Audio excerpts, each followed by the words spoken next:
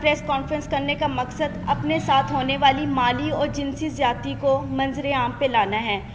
मेरे साथ ज़्यादती करने वाला शख्स कोई आम शख्स नहीं बल्कि बाबर आजम है, जो इस वक्त पाकिस्तानी क्रिकेट टीम का कप्तान है।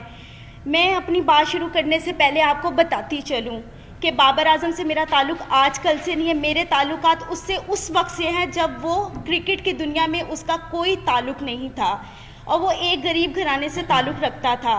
आप तो हम सब तमाम सहाफ़ी भाइयों से मेरी रिक्वेस्ट है कि मुझे इंसाफ दिलाया जाए और मैं उम्मीद रखती हूँ कि आप हर हाल में मुझे इंसाफ दिलाएंगे ताकि आइंदा कौम की किसी बेटी के साथ इस तरह की ज़्यादती ना हो जो मेरे साथ हुई है। मेरी रुदात कुछ इस तरह है कि बाबर आजम और हम एक ही महल्ले में बड़े हुए हैं, इकट्ठे रहते थे और वो मेरा स्कूल फेलो था। स्कूल की वजह से और एक जगह पे रहने की वजह से हम लोगों की बहुत अच्छी दोस्ती थी। सन 2010 में ही प्रपोज टू मी और मैंने उसके प्रपोज़ल को एक्सेप्ट कर लिया और वो प्रपोज़ल उसने मुझे मेरे घर आके ही दिया था। मैंने एक्सेप्ट कर लिया। जैसे जैसे वक्त गुजरता गया मेरी उसके साथ अंडरस्टैंडिंग और उसकी मेरे साथ बहुत अच्छी रही। हम लोगों को शादी करने का हमारा प्लान था। हम लोगों ने शादी करने का प्लान कर चुके हुए थे। बाबर ने और मैंने, हम दोनों ने अपनी फैमिलीज़ को बताया। बाबर और मेरी फैमिलीज़, हम दोनों की फैमिलीज़ ने हमें साफ इनकार कर दिया। फिर बाबर ने और मैंने कोर्ट मैरिज का फ़ैसला कर लिया। 2011 में बाबर मुझे मेरे घर से भगाकर, बाबर मुझे खुद अपने घर से भगाकर कोर्ट मैरिज के कहकर मुख्तलिफ जगहों पर किराए के मकान पे रखता रहा।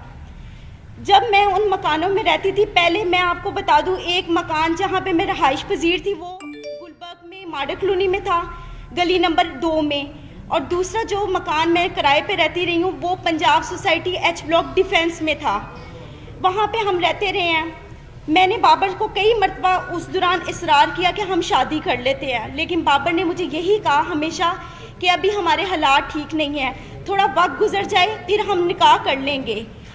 हालात थे इस तरह के कि हम लोगों के कोई खाने पीने का कोई इस तरह नहीं था। मैं नौकरी करना शुरू होगी। बाबर ने मुझे बताया था कि वो क्रिकेट खेलना चाहता है और उसको क्रिकेट का बहुत शौक़ है और मैंने उसकी इस कोशिश में पूरी कोशिश की है। अपनी मेहनत हद से ज़्यादा मैंने उसके साथ अपनी मेहनत की है, उसके साथ मिलके।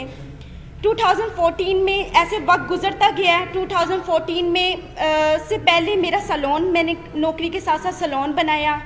सैलून मेरा चलता रहा। सैलून से मेरी जितनी इनकम आती थी मैं सारी बाबर आजम को देती थी।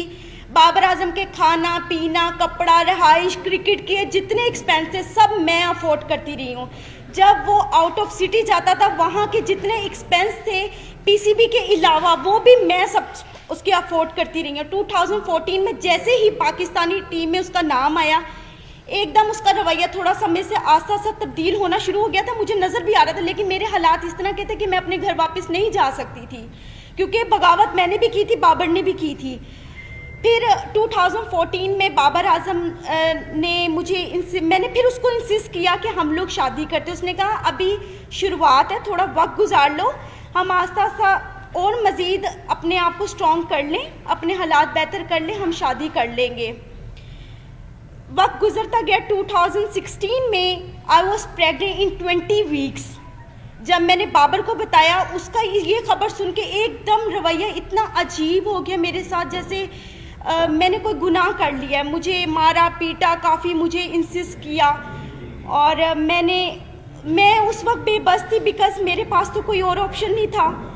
तो बाबर आजम ने मैं आखिर उसकी इस बात में मैं हामी भर ली।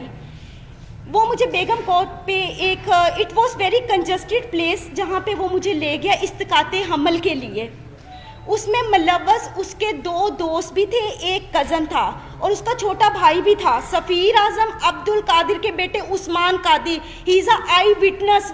वो हमेशा 4 से 5 साल तक, जब तक मैं बाहर रही हूँ, उस्मान कादिर वहाँ पर आते रहे हैं। और उनके एक और नेट प्लेयर थे, जब ये NCA में ड्यूरिंग द क्रिकेट टाइम जो प्रैक्टिस करते थे उसमें नवीद नाम का एक लड़का भी था, वो इस में भी शुमार थे। इन लोगों ने मेरी मर्ज़ी के बगैर मेरे इस्तिकाते हमल करवाया और मुझे यही यकीन दिलाया कि कोई बात नहीं, आप सब्र कर लो, हम जल्दी शादी करेंगे। अब सिचुएशन ऐसी थी कि मैं थोड़ी ठीक हो गई थी, بابر نے مجھے انسسٹ کیا کہ آپ اپنے گھر چلی جاؤ اور صلح کر لو، کیونکہ میں پاکستان میں بہت کم ہوتا ہوں، تم یہاں پہ اکیلی ہوتی ہو، تو آپ اپنے گھر. میں نے کسی نہ کسی طرح اپنی صلح کر لی بابر سے، اپنے گھر والوں کے، بابر کے کہنے پر.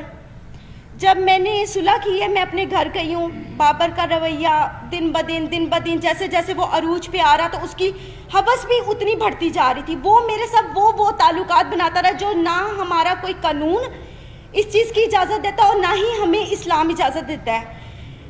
اب وہ اس پرپس کے بعد وہ پھر دوبارہ میرے ساتھ وہی سب کچھ کرتا رہا. میں اپنے گھر ہوتی تھی، گھر سے مجھے باہر بلاتا تھا، مختلف ہوٹلوں میں مختلف پلیسز پہ لے کے جا کر میرے ساتھ جو بھی سب کچھ کرتا رہا ہے. جب یہ سب حالات میرے چلتے رہے ہیں 2017 میں آخر کار اس نے اتنی مرتبہ مجھے مارا پیٹا، اور مجھے کئی مرتبہ اس دوران اس نے انکاری بھی شادی سے کی ہے. میں نے اس دوران جو میری ہاسپٹل میں بابر اعظم مجھے لے کے جاتا رہا ہے ایز اے بین وائف، مجھے چیک اپ کرواتا رہا ہے، ایویڈنس ہے جس پہ مینشن ہے کہ بابر اعظم مجھے اس ہاسپٹل میں لے کر جاتا رہا کیونکہ میرا آئی ڈی کارڈ نہیں تھا اور وہاں پہ بابر اعظم کی آئیڈینٹی لگتی رہی تھی. ٹھیک ہے، یہ اس چیز کے ایویڈنس ہے. یہ مجھے وہاں پر لے کے جاتا رہا ہے، سب کچھ کرتا رہا. بالآخر میں نے تنگ آ کے 2017 میں 2017 میں پولیس رپورٹ کی بابر کے خلاف، جس کے پرپس میں اس کے فیملیز یہ سب آئے ہیں. ادھر جب ہمارے جو آفیسر تھے جنہوں نے ہمیں دیکھا تھا، اس آفیسر نے یہ فیصلہ کیا کہ آپ بابر کو یہاں پہ پیش کریں. بابر پیش نہیں ہوا، لیکن اسی رات سیم نائٹ بابر نے، جو آفیسر موجود تھے ان کے سامنے، ہمارا مشروط صلح نامہ پہ اس نے مجھ سے دستخط کروائے. اور اس وقت 2017 میں جو میں نے پولیس کمپلین کی تھی بابر کے اگینسٹ، بابر کی وہ اگینسٹ نصیر آباد میں فیڈیکس آفس میں درج ہے اپلیکیشن. ایک منٹ، وہ موجود ہے. اور اس کے بعد بابر نے 2017 میں باہر کے ملک کسی میں جانا تھا کھیلنے کے لیے. 2017 میں جب کمپلین کے بعد بابر نے جانا تھا اور ہمارے یہاں پہ آئی تھنک کوئی PSL بھی ہو رہے تھے، تو میں نے بابر سے صلح صرف اس وجوہات پہ کی تھی کہ بابر مجھ سے شادی کرے گا. بابر نے مجھے خود اس چیز کا یقین دلایا تھا کہ وہ مجھ سے شادی کرے گا. پھر آخر کار 2017 میں اس نے سڈنلی اپنا نمبر چینج کیا. وہ نمبر بھی اس کا PCB میں اس کے آفیشیل رجسٹرڈ ہے، اور جو اس کا اس وقت موجود نمبر ہے وہ بھی اس کا آفیشیل نمبر میرے پاس موجود ہے، جس پہ مجھے کانٹیکٹ کرتا ہے، مجھے میسیجز کرتا تھا. اور پھر اس کے بعد اس طرح وقت گزرتا گیا. تکلیف جو تھی میں نے برداشت کی. 3 سال سے مزید میں بابر اعظم کی اس حوث کا نشانہ بن رہی ہوں. اب اس نے آ کر مجھے صاف انکار کر دیا کہ نہ میں نے تم سے شادی کرنی ہے، نہ میں تم سے کوئی تعلق رکھنا چاہتا ہوں، اور نہ ہی تم میرا کچھ بگاڑ سکتی ہو. وہ اپنی اس پاور کو غلط استعمال کر رہا ہے. 10 سال اس نے مجھے اتنے برے طریقے سے ذلیل و خوار کیا، حوث کا نشانہ بنایا. آج وہ بالکل انکاری پہ آ گیا ہوا ہے، بالکل. کیونکہ آج سے 10 دن پہلے بھی میں نے اس کے خلاف پولیس کمپلین کی، کیونکہ 20 نومبر کو جب اس نے جانا تھا اس سے ایک دن پہلے، میں آپ کو لائیو اس چیز کے سب ثبوت دکھاتی ہوں. اس نے مجھے کال کی، اس نے کہا اگر تم کسی بھی پولیس کے پاس گئی یا تم نے مجھ سے اب مطالبہ شادی کا کیا تو تم اپنی جان سے بھی جاؤ گے، اور تمہیں یہی نہیں پتا کہ میں تمہارے ساتھ کروں گا، کیونکہ ساری زندگی اس نے مجھے مارا پیٹا تو ویسے بہت زیادہ ہے. حد سے زیادہ زیادتی کے بعد آج میں یہاں پہ انصاف لینے آئی ہوں. جی اچھا، یہ آپ نے پچھلے 10 سال کی اپنی اور بابر اعظم کی غلطیوں کی پریس کانفرنس کر رہے ہیں، جی ٹھیک ہے نا؟ آپ کی ان غلطیوں سے ہمارا کیا لینا دینا؟ پہلے یہ کلیئر کریں. دیکھیں، آپ کا لینا دینا یہ ہے کہ میرا حق ہے، میں قانون کے پاس جا سکتی. جب میں قانون کے پاس گئی، میں DSP کے پاس غالب مارکیٹ گئی ہیں. SP غالب مارکیٹ نے پہلے سنا ہے، انہوں نے میری اس ایپلیکیشن کو ٹرانسفر کر دیا ماڈل ٹاؤن DSP کے پاس. آج تک DSP نے دوبارہ مجھے پوچھا ہی نہیں ہے. بابر اعظم کے پاس میرے تمام ویڈیوز، میری ہر چیز اس کے پاس موجود ہے، ہر چیز موجود ہے. صرف وہ اپنی پاور دکھانا چاہتا ہے. جہاں جہاں PCB نے جہاں ان کو کمرے ٹھہروائے پاکستان کے اندر جب یہ میچز کھیلتے تھے، اس کے ساتھ والا ہمیشہ کمرہ میرا ہوا ہے، ہمیشہ.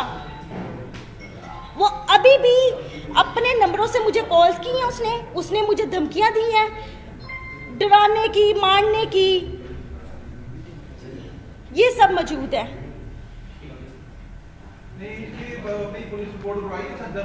جی میں نے کروائی ہے.